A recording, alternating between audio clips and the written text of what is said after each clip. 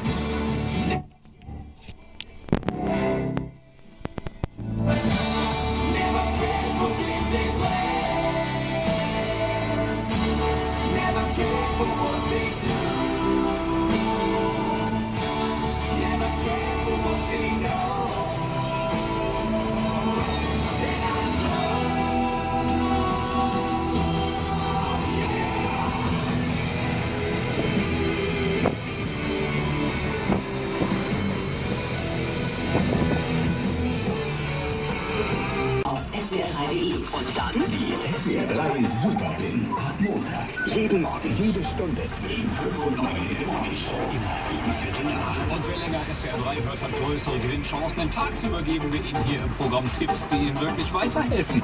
Wie genau das funktioniert, erfahren Sie in der nächsten halben Stunde. Und jetzt das Neueste aus dem SWR3 Verkehrszentrum. Es gibt so ein paar Strecken, auf denen Sie weiter richtig viel Geduld brauchen.